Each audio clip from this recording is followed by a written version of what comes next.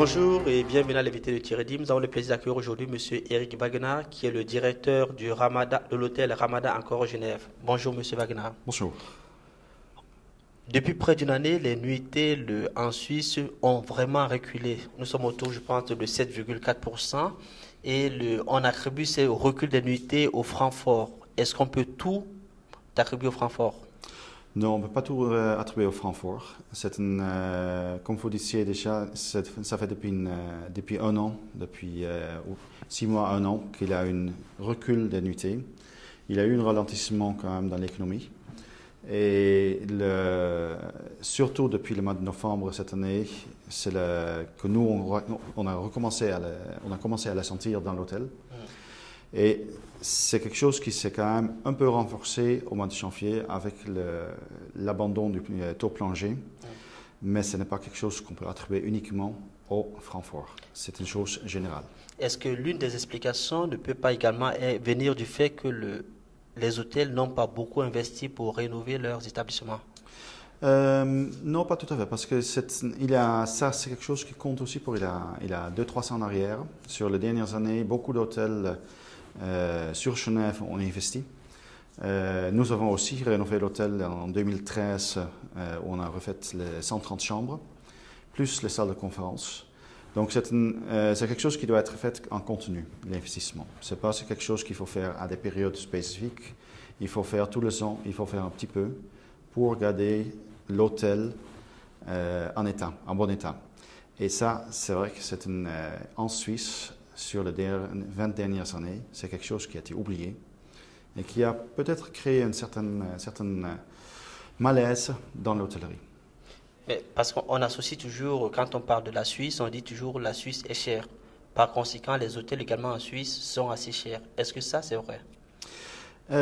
C'est vrai, parce que c'est clair, les hôtels sont plus chers que la moyenne en Europe. Au niveau quand je parle de 3 étoiles, ça reste encore dans des proportions très très limitées, mais on est plus cher qu'ailleurs en Europe. Déjà parce que les salaires sont beaucoup plus élevés qu'en Europe et les coûts d'achat sont aussi beaucoup plus élevés. Il y a des études qui sont faites en gros chaque année ou tous les 2 ans. Et l'année passée, il parlait encore des frais d'achat, des coûts d'achat pour les hôtels et restaurants qui étaient 50 à 60% plus chers que les pays autour. Alors, il y a une étude que j'ai récemment lue où dans l'étude, on disait également que d'année en année, on remarque également, on observe une baisse au niveau de la qualité du service. Alors, je pense que vous êtes peut-être mal placé pour le dire, pour vous justifier, mais qu'est-ce que vous en pensez par rapport à ça? Il y a un changement il y a une baisse de service, pas forcément, mais il y a un changement de mentalité. Et c'est vrai que ça devient de plus en plus difficile de trouver du staff, de bon staff, parce que les jeunes ne veulent pas forcément travailler dans l'hôtellerie. L'hôtellerie, restauration est toujours liée avec des horaires particuliers. On n'a donc pas réellement une vie sociale qu'on peut dire à côté. Les salaires sont peut-être plus basses que dans d'autres industries. Et c'est pour des jeunes, c'est quand même c'est important. C'est des paramètres qui sont importants dans leur vie. En dehors que le travail peut être dur.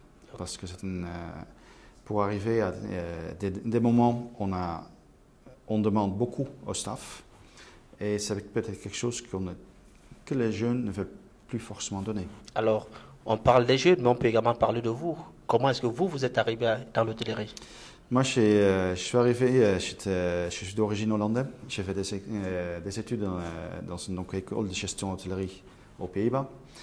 Et après, je suis entré dans l'hôtellerie. J'ai fait mon choix, premier choix était les négoces de vin, ce que je n'ai pas réussi à faire à cause de la première guerre du Golfe, qui était à ce moment-là en plein, qui était en cours à ce moment-là. Donc je suis retourné dans l'hôtellerie et j'ai poursuivi le chemin là-dedans. Je ne m'attendais pas du tout à être un directeur général d'un hôtel à un moment. Je me prédestinais plus pour une filière commerciale, sales marketing. Mais il faut savoir saisir les opportunités. Et il y a 10 ans, presque 12 ans maintenant, on m'a demandé pour reprendre la direction de l'hôtel ici. Et je suis toujours là parce qu'il y a eu des évaluations dans l'hôtel même, des agrandissements qu'on a fait, des centres de conférence qui étaient agrandis.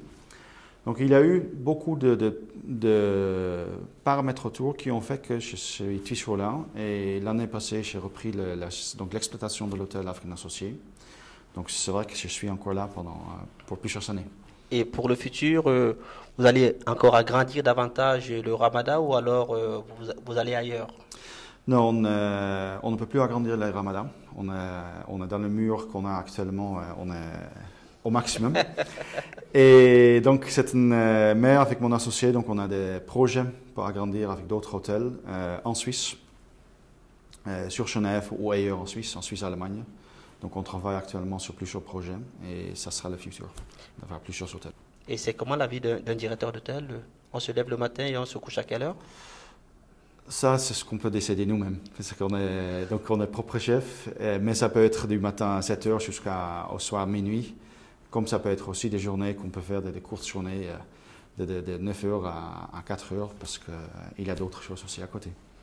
Merci M. Wagener pour ces explications. Merci beaucoup.